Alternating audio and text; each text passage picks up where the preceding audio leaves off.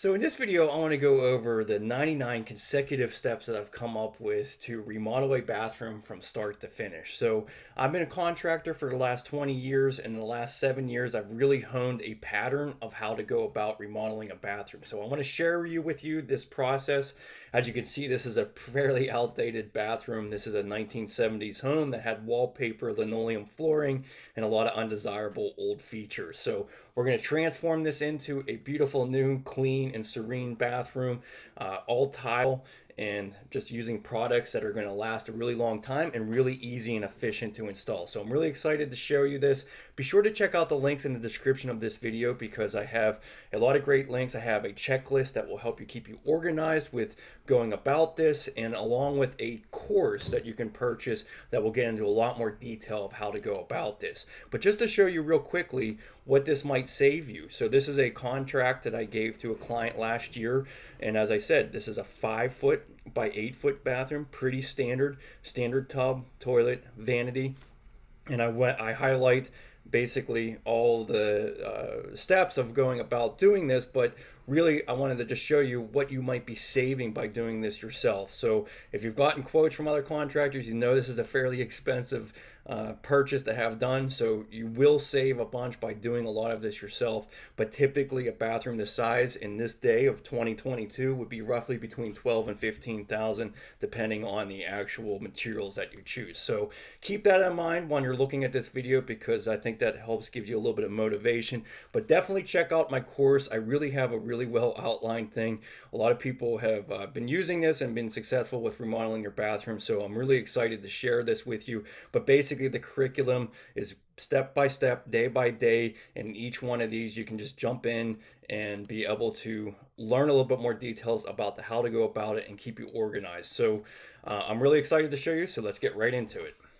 Okay, so day one, this is probably what most of you are looking forward to, and that is getting rid of all those old fixtures, getting rid of that wallpaper, getting rid of those ugly light fixtures that you had there, and starting from new. So my biggest word of advice here right at the beginning though is to shut off that water at the main supply of your home. This is really important because most of the time the old valves that are connected to your toilet or vanity are not in good condition and they can leak as soon as you try to turn them off. I always like to start out with removing the toilet and the vanity so I have a little bit more room in the bathroom, but be sure you have some caps available so that you can cap off your plumbing and get water back into the home efficiently. So you want to get rid of that tub and shower faucet while the water is shut off. Get rid of, remove that trim and remove the drain assembly if you can, because you don't want to get debris down into your existing waste lines. Now sometimes they can be very stubborn and difficult to remove, but in my course I give you a little bit more detail about how to go about that. But basically you can just sawzall off that trap arm off of your existing tub. Next step, after you can basically get the water back on in the home at this point if you have your caps supplies on there, but you want to remove that tub surround. Now this is going to vary from bathroom to bathroom. It might be a lot more difficult if you have cement board or hardy backer, but in this particular situation it was just tile directly over drywall. So removing that tub. And what I really do recommend is most of the time, if this is like, if you have a home that's 50 years old or the bathroom hasn't been done in 50 years, it's really helpful to just remove all of the drywall and get everything down to the studs, because this is going to allow you to address any electrical issues, inspect that plumbing, because you just don't want to be installing thousands of dollars of new material over an old crappy foundation. You want to pay attention to what your electrical looks like, what your plumbing looks like, and address any issues in accordance. And it really is just going to make it a lot easier as far as installing the rest of the materials in the bathroom. So even removing that ceiling, it's going to help you. It's going to make it easier to put in a new vent fan. This is day one again. I like to have all the demo done and then putting in my vent fan so that I can put drywall up on that first day. I really find it easiest if you can try to get drywall up on that ceiling on day one. It just gives you a little bit of peace of mind and easier to work on to the next day. Now this is consecutive in 7 days, so I don't expect everyone to be able to do it this quickly, but this is an outline of going about how to do it. So, and ending the day with removing existing flooring. Again, it can really vary depending on how difficult your flooring is existing. So day two, we're going to get into the plumbing. So you want to address this. Now this is a very it's very difficult to tell exactly what kind of situation you have until you remove that existing tub. So you have to give yourself a little bit of extra time and allowance to be able to change things. But if you, in this situation, I had copper, so I'm adapting, using a fernco to adapt to my new trap. I always do recommend installing a new P-trap for your tub surround because it's going to make it a lot easier to install the tub. Put in your drain assembly on your tub before setting it in place, especially if you're working by yourself. Really going to make it much, much easier, and I highlight this in much more detail into my course.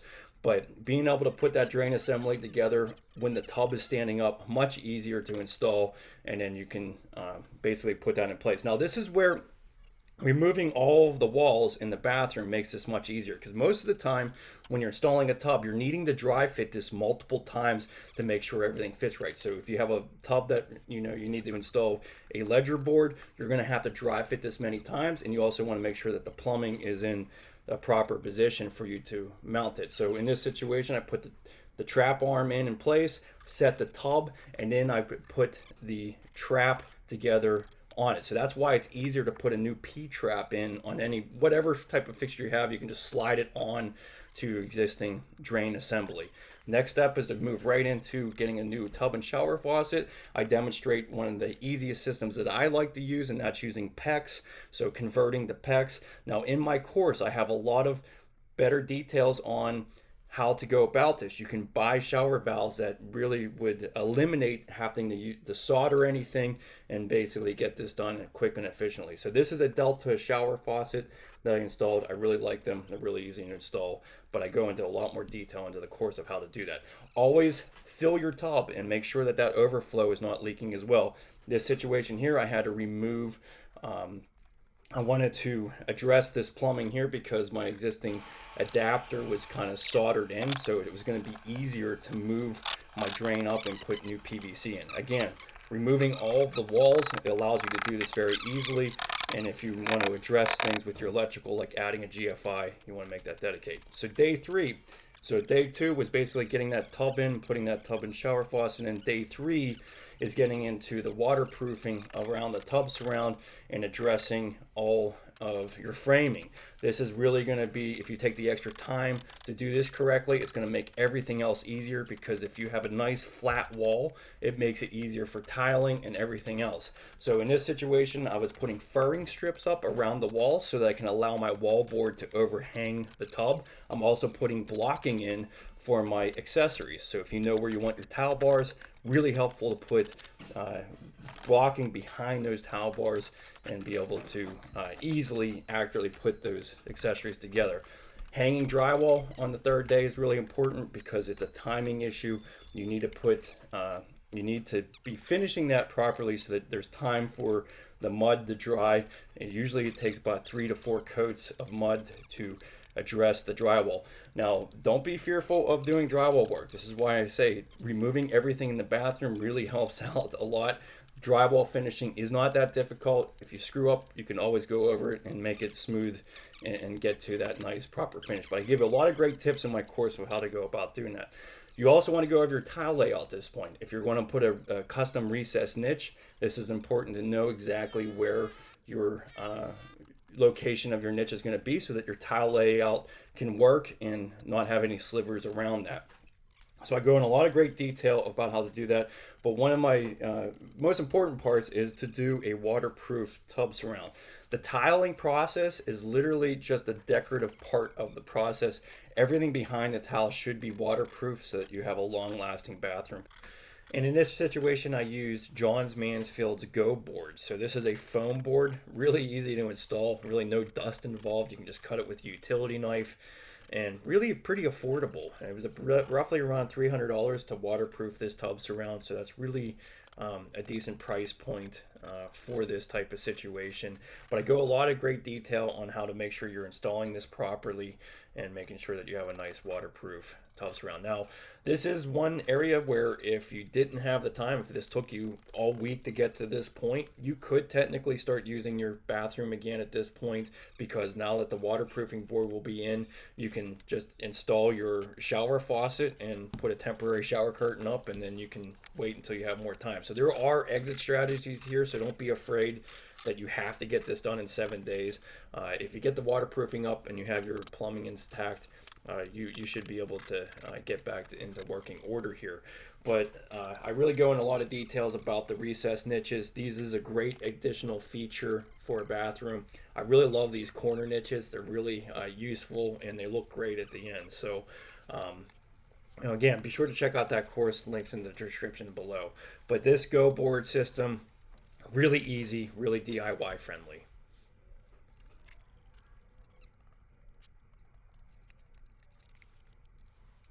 And the sealant application really makes it kind of foolproof. All you do is go over all your screws and seams, and then you have a nice waterproof system.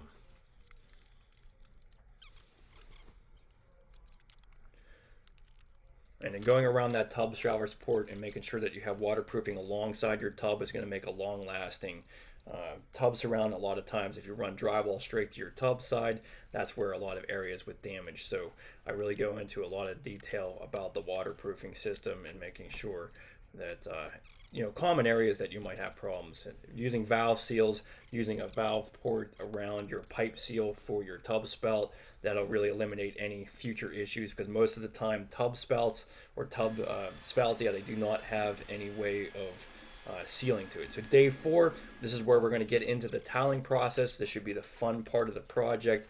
But we put down that ditra mat. This is a system for waterproofing your floor and also having a basically an isolation membrane for your tile. So this is really a nice, rather than using cement board or hardy backer, Schluter ditra is really a nice user-friendly way to go. Plus it's waterproof, so that's really, really helpful. You just always want to double check that you're doing things properly. So I go through the guidance of how Schluter wants you to install this, but I go a couple extra steps by even waterproofing around the perimeter of the bathroom as well. This is really nice because it really encapsulates a waterproof bathroom floor, so that if there's any accidents, any problems, that it's not going to leak down the room below. But getting into the toweling process, this is where I really have a lot of great tips. This should be the fun part of the project. Going over towel layout is really important, and I got a lot of important details in that will help you determine your layout. But using a good thin set is really going to make it nice and easy. A lot of times people have trouble with the thin set mixture, and it just makes the whole process of installing tile pretty difficult. But I go over a lot of the methods that the TCNA recommends. I'm a certified tile installer, so I do give a lot of great advice on how to go about installing tile, and then a lot of the tools and even spacers that make this easier. Using those horseshoe shims are really helpful, makes it a lot easier than using any of those rubber spacers. But in this bathroom, we're just doing 6x6 tiles, so it's a fairly straightforward, easy installation. Using a laser level to make sure that everything stays nice and level is helpful, and then making sure that you have your tile layout to work out with that niche really helps out as well. All these little small things add up and make your job a lot easier and more fun to do. I go into installing the shelving for your recessed niche and how to make sure that you have a pitch there. But if you're going to be doing a border of any sort, it's really helpful to be able to set that mosaic on the night before over Curdy Man. We'll get that in a little bit here. But day 4 is really getting into the fun part of the project, starting to feel like you're getting the project together here. As you can tell, I have waterproofing that's extending out past that waterproofing. We'll address that on day 5. Yeah, you always want to put that second coat of mud on there as well. Again, this is a timing issue. The sequence of the order of this is just so that you can effectively get this done in 7 days, but making sure that you get that second coat of drywall mud on is really important so that it can dry properly. And I always go with my tile layout. Sometimes it's nice to be able to day 4 to be able to actually set your tile on the floor, but time is tough to come by when you're trying to get things done quickly. But at least if you have your tile layout set, so that the next day that you can tile that floor as well and move on to getting your vanity and toilet in. But I have a lot of great tips here. But again, this is where it's really helpful, depending on the mosaic border that you have. Setting this on a Schluter membrane the night before is going to make the installation of this much easier on day 5. And a lot of these mosaics are getting really thin now, so it's really difficult to even place them without having a lot of thin set oozing out between them. So putting them on a Curdy membrane like this really, really makes it easy to install, and he'll show you that here shortly, how that's installed. Day 5, moving on with the rest of the tile. So we're just basically picking up where we left off, using that laser to keep everything nice and level, and then we're going to be going around that recessed niche. Now this is going to take a little bit of time. Having good tools to be able to accomplish this really is helpful. A good grinder with a good grinder blade will make it a lot easier to cut things around your valve trim and around your niche. So I have a lot of really detailed information in the course about this as well. But you're always just making sure that you're kind of eliminating those slivers, and you're making sure that you have good coverage on the tile installation that you're using. And so this is where we're going to get into the setting that border. So as you can tell, it just goes up like one piece of tile. Really easy, because you're not allowing all that thin set to ooze out between the joints, and it just makes it a lot quicker. So you can complete the tub surround pretty easily when you have that mosaic put on that membrane like that. And this is really where you start to feel like things are coming together. I always like to have that bull nose or the edging of my towel go down alongside the tub, because again, that's an area where there's a lot of water damage over time, water spilling out of the tub. If you just had drywall straight to the tub, you can have problems. Getting that third coat of mud on, very important on day 5, because day 6 you want to get into painting. So it's really important to get that third coat of mud on and address any of those issues. Now that waterproofing that was overhanging the tub surround, that's where you can just simply mud over it and finish that nicely. This actually works out really well, because a lot of times the thin set layer underneath the tile bumps out the tile a little bit. So actually mudding over that seam makes a lot of sense. Putting your tile floor down. So this is a pretty straightforward installation. Depends on the type of tile that you're using and the pattern that you're going, but with 12 by 24s and a 5 by 8 bathroom, fairly straightforward, simple installation. I have a lot of tips on there as well, and methods about it. So as you can see, I'm using leveling clips for this. This helps keep the lippage from going under, and you always want to be cutting your door jamb so that your tile slides under it and get a professional installation. And that wraps it up for day 5. Is basically getting that tile floor down, because you need to allow that to set before you can do anything else for the rest of the bathroom. Using a Schluter edge is really helpful for up against tile layouts, covering that edge of that tile, and or even if you have hardwood, it's a great way to go. Okay, so day 6, this is really when you start wrapping things up, but the first thing you want to do is address that drywall, get any touch-ups that you need to make. And I like to use a fast setting drywall mud, 5-minute mud. This allows me to do any touch-ups that I need to do and be able to paint in the same day. It's really important to paint before you go installing vanities and putting any of those accessories in.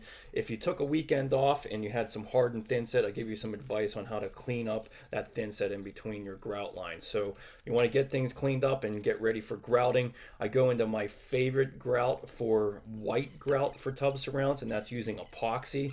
And this is really a timing mechanism as far as setting the epoxy and making this easy on yourself. So I have a lot of great tips that are going to be really helpful for you if you decide to use epoxy. I really do think it's the best type of grout for white grout, because it's going to be long lasting. This is what commercial kitchens, commercial applications use for it, so it's definitely going to stay nice and easy to maintenance free, I should say, that for that matter, because there's no sealing involved. It's going to last a really long time. But there's a lot of important tips and details that you need to follow to be able to do this effectively and efficiently, and I make sure that I go through all that. But really the hardest part about epoxy, in my mind, is just actually setting it. It has a little bit of a thick, sticky consistency to it, so it just takes some time to pack it, but it does give you plenty of time to be able to remove it, and I'll explain later on why it is almost easier to use. But Again, addressing those walls while you're waiting for things to set up. You always want to just keep moving if you're trying to do this in an efficient manner. But wiping down all your walls, but using a scrubby pad for the epoxy is really important. This will make it easy to remove it. And as you can tell, you can see how much water that I'm actually using to remove it. That's unlike any other grout out there, because water usually damages the grout joints. But with epoxy, you can use as much as you want and be able to scrub that excess off. Using microfiber cloths will really make sure that any of the haze is not left over, and makes it easy. So go into a lot of detail in my course about this process.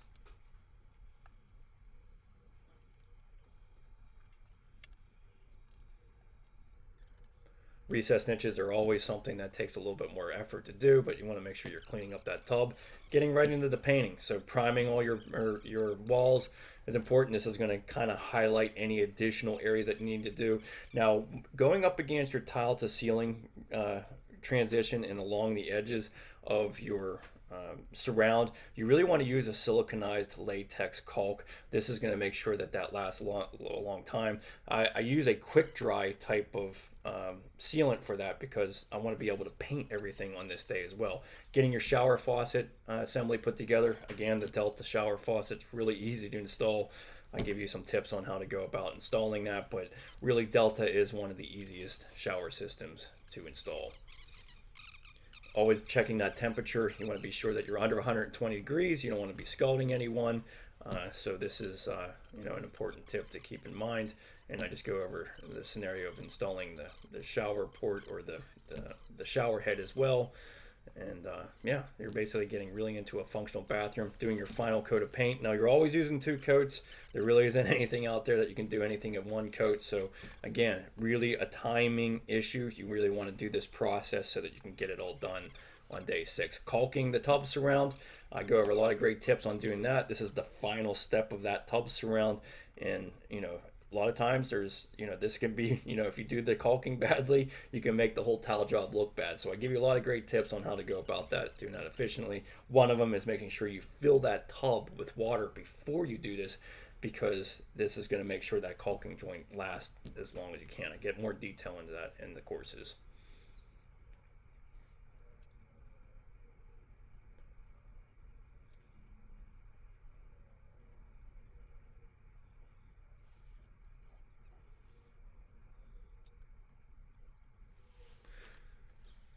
Okay, then the floor, this is another type of pre-mixed grout that's really easy to use. This is Spectra Lock 1.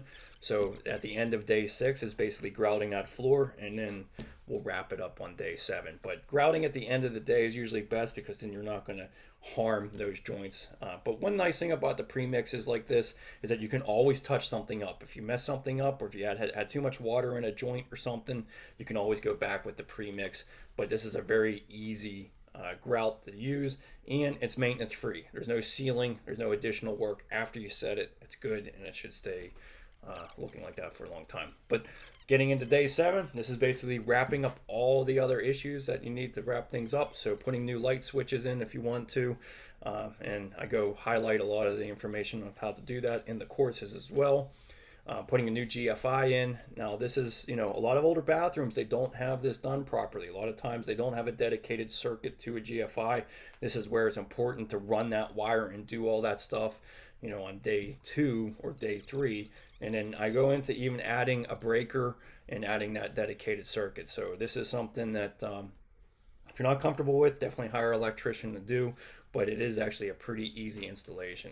Getting into the plumbing, so putting in your vanity in. I give you some quick tips on how to go about installing that, and then connecting all your plumbing. So there's this is things that takes experience to be able to learn, but a lot of times you have to kind of address things the way they are. If you have to shave down the bottom of your vanity to get it to fit nicely and not have any gaps, that's what you have to do. So this is cutting that vanity top into place and making sure everything looks well. But a new installation, being able to put that the sink faucet together prior to actually setting the top really makes it easy. And then again, you want to be just kind of consecutively doing this in steps. So putting your base trim in, caulking that trim, and then painting that trim is really important too. You don't want to be just caulking something and not painting it, because it'll get dirty and look pretty bad really quickly. So you always want to paint that caulking, and that's easier to do prior to installing your toilet or other fixtures. Go into putting in the light fixture in, mounting that box. Now all of this is kind of prepared prior to it, so I have a lot of tips, prior to even hanging that drywall that you want to pay attention to. Hanging your mirror. And then when it comes to actually installing toilets, you really can't beat these American Standard toilets. They're really easy to install. It just depends on where your flange is relative to your floor. So that's where I get into installing extension rings to make sure that installation is done professionally. Now, as far as your accessories go, if you put that blocking in prior, it really makes this a breeze and makes a really well secure mounting of your accessories. I get into drilling holes into your tile if you're going to be putting a shower rod, and as you can tell, I'm putting that directly in the center of my border. So planning ahead on your tile layout really makes a difference and makes really professional looking results when you're planning ahead. And then the final step, the 99th step, is just basically, if you have carpet, tucking that into place and finishing that transition. So this is really a consecutive pattern of how to go about doing this. Doesn't have to be done in 7 days, but I really, I did this in real time and showing this, so hopefully this helps you out. So thanks so much for watching, and I hope this demonstration's helped you out and gave you some indication of how to go through the process of installing or remodeling a bathroom from start to finish. So be sure to check out those links below. I think they'll really help you out. There's a free checklist that will go through each step that I just highlighted here, and then I really think that the course will really help you out if you're going to be serious about doing a bathroom remodel, because there's a lot of detailed information in there and highlights of things that you don't want to miss when you're actually doing this process. So thanks so much. If this has helped you out, please give me a like on this video, subscribe to my channel if you haven't. I always have live streams to be able to help answer and communicate with everybody here on this platform. So thanks so much, and I'll see you in the next video.